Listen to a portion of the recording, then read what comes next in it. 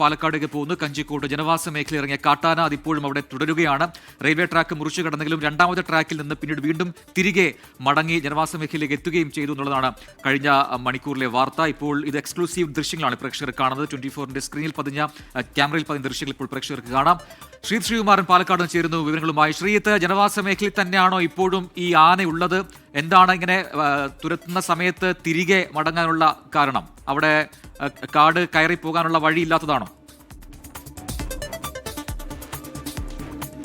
പ്രജിൻ, ഏറ്റവും പുതിയ അപ്ഡേറ്റ്, കാട്ടാനയെ കാട് കയറ്റിയെന്ന് വനം വകുപ്പ് ഇതിനകം തന്നെ അറിയിക്കുന്നുണ്ട്. അതായത് നമ്മുടെ ക്യാമറാമാൻ ഏതാണ്ട് ഒരു അരമണിക്കൂർ മുൻപാണ് രാജീവ് സുദേവ ദൃശ്യങ്ങൾ പകർത്തുന്നത്. രണ്ടാം ട്രാക്കിൽ നിന്ന്, അതായത് ബി ട്രാക്കിൽ നിന്ന് കാട്ടാന നേരെ മടങ്ങി വീണ്ടും ജനവാസ മേഖല കഞ്ചിക്കോട് മേഖലയിൽ ലക്ഷ്യമാക്കി പോകുന്ന ദൃശ്യങ്ങളാണ് ഏറ്റവും ഒടുവിൽ നമുക്ക് ലഭിച്ചത്. അതിനുശേഷം വനപാലക സംഘം ആ പ്രദേശത്ത് തിരച്ചിൽ നടത്തി. അപ്പോഴാണ് ആനയുടെ കാൽപാദങ്ങൾ വീണ്ടും അപ്പുറത്ത് വനത്തിനകത്ത് ദൃശ്യമായിട്ടുള്ളത്. അത് വനത്തിനകത്ത് ദൃശ്യമായ കാട്ടാനയുടെ കാൽപാദങ്ങളോടൊപ്പം തന്നെ വനം വകുപ്പ് ഉദ്യോഗസ്ഥർ ഇപ്പോൾ ഉൾക്കാട്ടിലേക്ക് പോവുകയാണ്. അവിടെ കാട്ടാന ഉൾക്കാട്ടിലേക്ക് കയറി എന്ന ഒരു വിവരമാണ് അവർ നൽകുന്നത്. എത്രത്തോളം ആധികാരികമാണ് എന്നതിനെക്കുറിച്ച് ഇനിയും വ്യക്തത വരേണ്ടതുണ്ട്. എന്തായാലും ഒന്നാം ട്രാക്ക് മുറിച്ചു കടന്ന് ജനവാസ മേഖലയുടെ 2.5 കിലോമീറ്റർ അപ്പുറത്തുള്ള ബി ട്രാക്കിലേക്ക് എത്തുന്നു.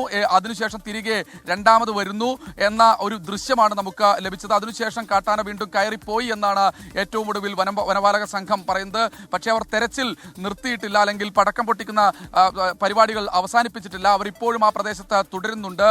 ഇവിടെ അല്പസമയം മുൻപ് ഇവിടുത്തെ പൊതുപ്രവർത്തകരെല്ലാവരും തന്നെ ഈ മേഖലയിലേക്ക് എത്തിച്ചേർന്നിരുന്നു. CPM-ന്റെ ജില്ലാ കമ്മിറ്റി അംഗം സുഭാഷ് ചന്ദ്രബോസ് അല്പസമയം മുൻപ് ആ പ്രദേശത്തേക്ക് പോയിട്ടുണ്ട്.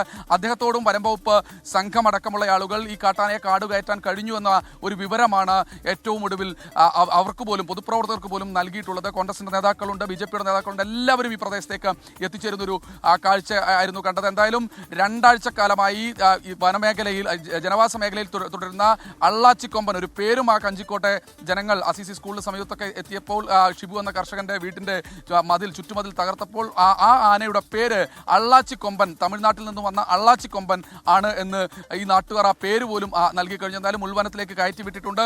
രണ്ടാമത് തിരികെ ഫെൻസിംഗ് എല്ലാം തകർത്ത് തിരിച്ചു വരുമോ എന്നൊരു ആശങ്കയുണ്ട്. സ്ഥിരം പെട്രോളിംഗ് വേണമെന്നാണ് ഈ ഒരു ഘട്ടത്തിൽ നാട്ടുകാർ പറയുന്നത്. എന്തായാലും പോലീസ് RRTയെ സംബന്ധിച്ചിടത്തോളം അവർക്ക് ഇപ്പോൾ കാട് കയറ്റാൻ കഴിഞ്ഞിട്ടുണ്ട് എന്നൊരു വിവരം അവർ പ്രാഥമികമായി നൽകുന്നുണ്ട്. ഇക്കാര്യത്തിൽ ആധികാരികമായ വിവരം അല്പസമയത്തിനകം നൽകാനാകും. എന്തായാലും ക്യാമറമാൻ രാജീവ് സുദേവ് പകർത്തിയ എക്സ്ക്ലൂസീവ് ദൃശ്യങ്ങൾ, ആദ്യഘട്ടത്തിൽ ഇത് ഒന്നാം ട്രാക്ക് കടക്കുന്നതും രാജീവ് അല്പസമയം മുൻപ് ഒടുവിൽ പറഞ്ഞത് വളരെ പ്രധാനപ്പെട്ട ഒരു കാര്യമാണ്. അതായത് കാട് കയറ്റാൻ കഴിഞ്ഞിട്ടുണ്ട്, കാട്ടിലേക്ക് തുരത്തിയിട്ടുണ്ടെന്ന് പറയുന്നു. RRT സംഘം അവിടെയുണ്ട്. പക്ഷേ അവിടെ ഈ ഫെൻസിങ് തകർന്നിരിക്കുന്ന ഒരു സാഹചര്യമുണ്ട്. അപ്പൊ തിരികെ അത് വീണ്ടും ജനവാസ മേഖലയിലേക്ക് എത്തുമോ എന്ന ചോദ്യം നാട്ടുകാർ സ്വാഭാവികമായിട്ടും ഉയർത്തുമല്ലോ. അതിനെന്ത് പ്രതിവിധിയുണ്ട്? അതിലേക്ക് എന്തെങ്കിലും നീക്കങ്ങൾ അധികൃതരുടെ ഭാഗത്തുണ്ടായിട്ടുണ്ടോ? വീണ്ടും ഫെൻസിങ് കെട്ടാനായിട്ടോ അല്ലെങ്കിൽ അത്തരത്തിൽ എന്തെങ്കിലും ഒരു പ്രതിരോധ സംവിധാനം അവിടെ ഒരുക്കാനായിട്ടോ അധികൃതർ ശ്രമിക്കുന്നുണ്ടോ? നിലവിൽ അത്തരത്തിലൊരു ആലോചന അവരുടെ ഭാഗത്ത് നിന്ന് ഇല്ല. പക്ഷേ ഉടൻ തന്നെ ഫെൻസിംഗ് അടക്കമുള്ള സംവിധാനങ്ങൾ റെഡിയാക്കാൻ കഴിയുമെന്ന ഒരു പ്രതീക്ഷയാണ് ഇപ്പോൾ വനംവകുപ്പ് സംഘവും പറയുന്നത്. അവർക്ക് ഏറ്റവും ആദ്യം ഈ കാട്ടാനയെ കാട് കയറ്റുക, അത് തമിഴ്നാട് മേഖലയിൽ നിന്ന്, മധുക്കര മേഖലയിൽ നിന്നൊക്കെ കയറി വന്ന കാട്ടാനയാണ്.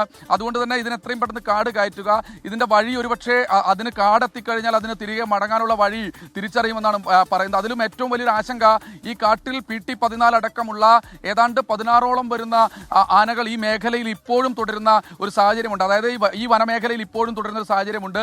അവരെല്ലാം ഈ വേനൽക്കാലം മാറി മഴക്കാലമായതോടെ കാട് കയറിപ്പോയി. പക്ഷേ ഇത് മാത്രം കാട് കയറുന്നില്ല. എന്തായാലും ഫെൻസിംഗ് ഉൾപ്പെടെയുള്ള സംവിധാനങ്ങൾ അടിയന്തരമായി ഒരുക്കണമെന്ന ആവശ്യം നാട്ടുകാർ ഉയർത്തുന്നുണ്ട്. അത് വനംവകുപ്പ് പരിഗണിക്കുമെന്ന് തന്നെയാണ് പ്രതീക്ഷിക്കുന്നത്. എന്തായാലും ഇന്നത്തെ RRT ഇടപെടൽ അത് കുംകിയാനയെ കൊണ്ടുവന്നിട്ടായിരുന്നു. പക്ഷേ കുംകിയാന അഗസ്റ്റിനെ എന്തായാലും ഉപയോഗിക്കേണ്ടി വന്നില്ല. താൽക്കാലികമായി കാട് കയറ്റിയിട്ടുണ്ട് എന്ന് നമുക്ക് ഈ ഒരു ഘട്ടത്തിൽ സ്ഥിരീകരിക്കാം. പ്രജിൻ.